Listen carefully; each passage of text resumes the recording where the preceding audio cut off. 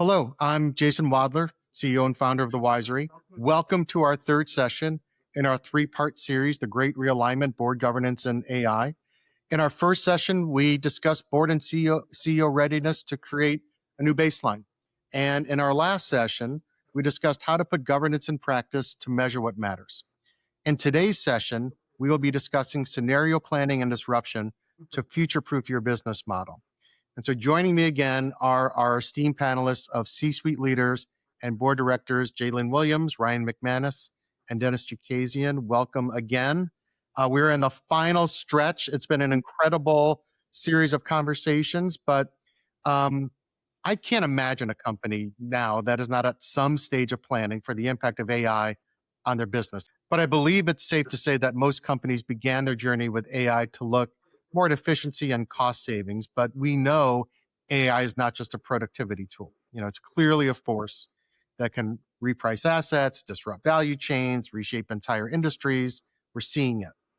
So, Dennis, I want to go to you first on this. So, across the boards you lead and serve on, what are the conversations and actions do you see companies and boards taking to identify and plan for this risk of disintermediation and even the potential erosion of their business model?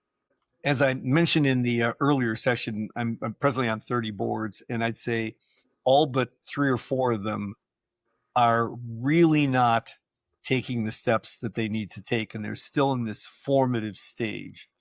They're using it in one place or in another. It's being used as a tool here and there, but they're not thinking through whether it will be disruptive. Now, interestingly, of those 30 different organizations, in some instances, AI is going to have a rather limited impact on what they do. It's a manufacturing line. It's, for a variety of reasons, it may not have an impact, but in a bunch of them, it will, and they just haven't seen that turn yet. So the biggest challenge, I think, just goes back to getting a board to understand what is needed and getting management to address what they're going to do to think through it. And what JaeLynn said in the earlier session, which is critical, is to ask yourself, what is it that's going to put us out of business? It's the think the unthinkable meeting. You have to start with that. Great. And JaeLynn, do you want to go a little bit deeper into that? You teased it out in our first session where the think the unthinkable meeting. Yeah, so happy to talk about it a little bit, maybe in context of that same product and how it's actually being impacted right now by what's happening with AI. So just briefly for everyone who's listening, 360 Encompass is a coding tool. So it translates clinical language used for healthcare delivery into the codes, the numerical codes that are used for payment, simply. And it sits in about 75% of the hospitals, and we automated it into what we called computer-assisted coding, about 30%. The rules are always changing, thanks to the government. And so that's created this nice cycle of automation, but also a need for this constant influx each quarter as those rules change. So with 75% market share now, as you look at the market today, and one of the key things I think we need to think about as leaders is one of those questions is, how well do I know my value chain? What's ahead of me and what's behind me? So for the purpose of this story, today, the 360 Encompass product sits at the core of the revenue cycle for a hospital. We now have ambient technology that has come into the forefront and is working very well. So ambient technology is now listening as a doctor takes care of a patient, documenting what that doctor says and does and inserting it into the chart. And then they are also starting to do some preliminary translation of that to coding. Now, if you think about that, if I'm sitting and I have the 360 Encompass platform, if I'm not looking upstream to my value chain, I am being disrupted. They are currently being and will be disrupted to some degree by the fact that ambient is going to provide some of the coding, not all of the coding, but a good portion of the coding up front.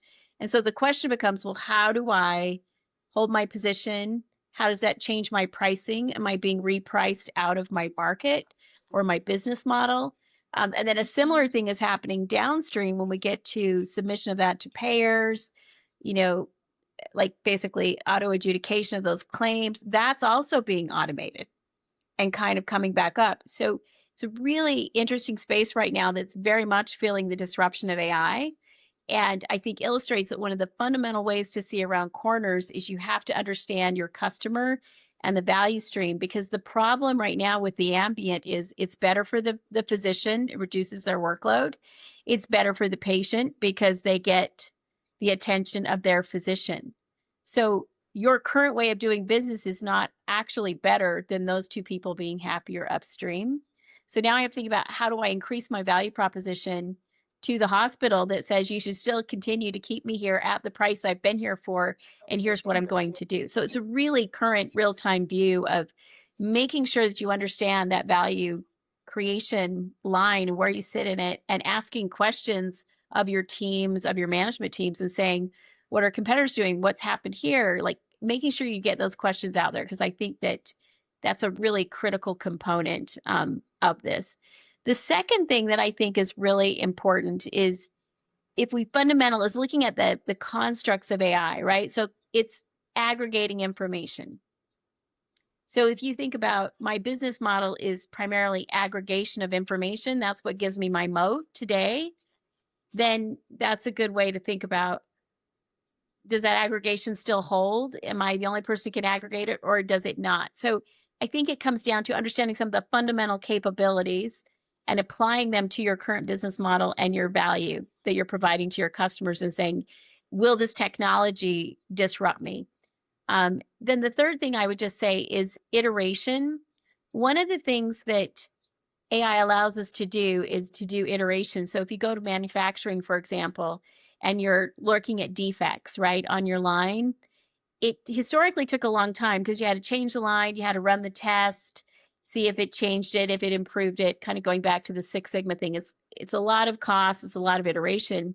Now with models, you can put those iterations into models and you can do it really fast. So you could see a big productivity gain from a manufacturer who's gotten really good at using their data models to do iterative changes in productivity to their manufacturing processes and lines. So iteration is really, I think, kind of another one of those core kind of capabilities when you think about, what does AI bring to us? What allows me to iterate more quickly than I did in the past. And then the fourth one I would say is seeing. I don't have a really great technical word, but I'd say seeing.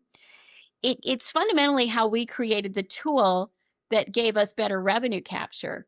Is, humans can only track so many metrics, so many data points, and consume them together and say, well, if A and B and C are true, this is a better customer for me. But if you can use AI to basically bring together a much more complicated model of your customer, right? And you can put all these data points, time, space, element, all this stuff, age, all together simultaneously, you now have a different, more clear view of that customer or that problem than you had before, because of the ability to basically consume and compute so much simultaneously. So those, to me, are some of the fundamental ways when you say, we're going to get people into a room and we're going to say, how could we be put out of business? It's like, what would like incredible iteration do for us as a company? What would, kind of having ESP seeing do if we could look at every data real time? Like, what would that do for us? Where do we sit in our customers' value stream? And who's ahead of us and who's behind us, and what have they put out and what are they doing? And how is that impacting them? I think those are some of the starting points to feel comfortable that you're leading your organization down a really productive conversation, a really productive path. Yep, fantastic. And Ryan, I saw you nodding in violent agreement. I'm guessing, in terms of what JaeLynn was just sharing. I'm curious. I'd love to hear your thoughts on it. I'm curious, like, how's that interplay then work? With the operating company who's taking that on with the board, right? And the way that interplay is happening. So again, we've talked about this in a couple of our previous conversations, but this fundamental conversation about how do we need to anticipate changes to our markets and value propositions and transform this particular organization is a critical and regularly overlooked responsibility of boards. I would just comment on some of the structural opportunities to really embed this as part of governance. Because it's, on the one hand, if we consider it a nice to have, then it's probably not going to happen. If we don't have a regular governance cadence with a regular structure to have these conversations on a regular basis, then these are exactly the kinds of strategic things that kind of fall off the wayside because we have basic blocking and tackling and approvals and and different kinds of things that we have to do just as part of the more daily work of a director. So let me give you a couple of things that we've seen changing over the last period of time. There are more and more, it's been about a 20 or 25% jump in the last couple of years of publicly traded companies that have a dedicated committee somewhere along the lines of science, technology, and innovation, right? And so that creates a regular systemic conversation around exactly the kinds of topics that JaeLynn was just talking. How are markets changing? How are we getting the best return on these different investments? What are the new outcomes that we want to bring? And so we can put it into committee, and then we can bring it back up to the board. If you have a board that is willing to include this on the full board agenda every single meeting, then that's fine as well. You don't necessarily need a committee, but we have seen a significant growth in those. And I've done a bunch of research on the performance of organizations that have these committees. In a nutshell, they tend to outperform the indices, right? Because it's really a proxy for future-looking strategy and governance. So that's almost becoming obvious in terms of an opportunity for boards to consider. Here's the part that is perhaps a little bit less obvious. This provides the CEOs with support against the kinds of quarterly pressures that may limit these longer term conversations. If you have a board director, much less a committee, that is saying we expect performance and KPIs according to future metrics, not only quarter by quarter metrics, and of course you have to balance that in the right way, of course, the CEO can actually go ahead and instrument that because they've got cover. If you've got a board that is not willing to support that, and in many cases, as a board director, if you are the champion of these kinds of conversations, you may have some hard conversations even in the boardroom in terms of the importance of bringing these kinds of discussions on a regular basis in, and that's okay. There is an evolution of the boardroom that's occurring along these lines.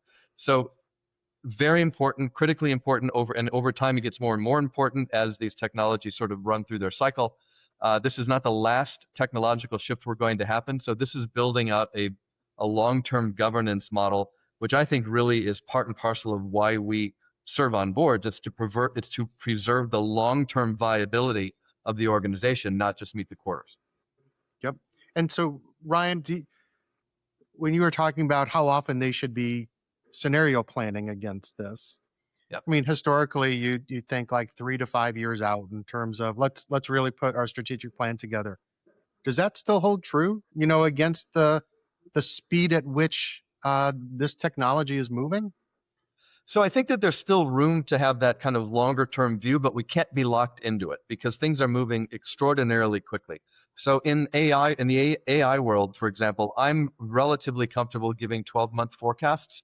I am much less comfortable giving 3 to 5 year forecasts. It becomes a bit science fiction. So we can do it and we can anticipate where things are going directionally.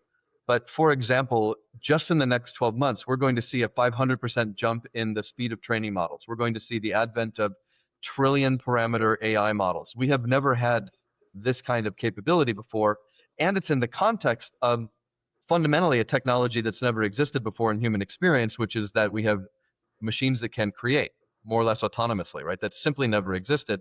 That is what is inherently driving the speed. So we have to be, I'd say, a bit modest and humble in terms of absolutely having a North Star, absolutely continuing to ask these questions about business model transformation and new value creation, keeping the light on that, but having the flexibility to learn as we go and to adjust and not let the fact that we've got something that is overly hard coded for a few years out get in the way of some flexibility in terms of understanding how we might have missed something or how there might be some fundamentally new developments that we need to take into account. So I think that there's room for both, and it's in no way a mistake or an error on the part of a management team or a board to change their minds, right? Just because we had a vote on something 18 months ago, if the world has changed, then it's our responsibility, on the contrary, to call that out and on behalf of the organization and the shareholders to make sure that we're bringing in the new thinking.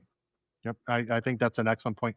Dennis, I see you're back from the mountaintop, so I hope you had a great trip. But I wanted to, follow up with you with what Ryan was sharing in terms of, traditional 3 to 5 year strategic planning between the boards and their operating companies. How do you view it in the age of AI? Is it different? Is it the same? I think it's really very different. I think, first of all, you can use AI itself to develop your strategic plan. And I've done that recently with a number of my boards, where I've asked it the very core questions you would be trying to do yourself and had it prepare a strategic plan. It's amazing what it will do for you in a rather short period of time. And I think we really need to rethink everything about the way we do strategic planning and also the impact of AI. I mentioned in my earlier comment, there's some companies where AI won't really be that much of a problem in the near term, and others where it's going to be cataclysmic, where it's going to change everything they do. So step one is I would use the AI tools themselves to just ask those core questions about your own strategy, what's likely to happen, where is it going to go? And then I would step back and try to make sure that everybody in the company is using it, as we talked about before, so that you've got the ideas that can bubble up from inside and then rethink the strategic plan. I think this changes everything. Okay. And then JaeLynn, I'm going to end with your thoughts on this, which, having worked more recently leading on as part of a company, but also working cross boards, how do you see strategic planning differently now moving forward? So two thoughts. One is, and it might vary a little bit from everybody, but I think that this is a constant conversation, right? Because the technology is moving quickly. So I think we need to change the cadence. A little bit like Dennis said, it just changes it all together. Like we should be having a constant conversation and adapting. And I think if we're not doing that as management or as the board, then we're going to find ourselves behind the 8 ball. So that would be kind of the first comment. The second thing, and we haven't really discussed this, is we move into this age of AI, actually different skills are becoming important. And I think that one we're not talking about a lot is, and it's a core management tool, if you think about it over the years, is the ability to ask good questions, right? We're coming into an environment where the person who asks the best question is probably, well ahead of somebody who's asking a less intelligent or a less provocative question. So, because you have so much, resource and tool now through these tools to help you answer those questions. So that's number one. And it ties directly to the concept of creativity.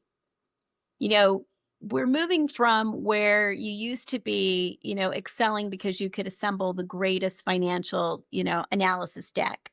And now it's much like your calculators, when we all had our scientific calculators, it would do all the calculations. We no longer need the big blackboard, that Einstein had.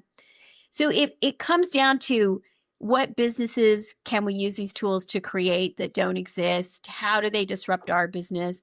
How can we use these tools to actually interact with customers differently? It allows us to do things simultaneously. It allows us to do things custom in ways that we could never do before. It allows us to do things that are speedy and quick. And I think as leaders, we need to start to think about with our teams and with our companies and our employees, there's going to be, I think, a win based on who can basically tap into the best creativity and apply that to the business challenges there. And we're not talking a lot about that, but the tools will be a great support to our ability to ask good questions and really be creative and think about what else is possible.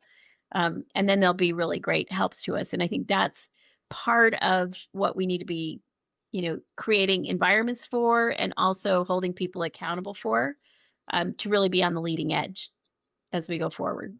I could not agree more. And what a fantastic way to end our conversation. Just, from a Wisery standpoint, we always say there's wisdom in the why, right? It's not just about the outcome, but how did you get to that outcome? And there's wisdom in the Wisery, and there's a lot of wisdom with the three of you as part of this discussion. And I can't thank you enough for being part of this 3-part series. I learned a lot. I'm sure everyone who is watching learned a lot.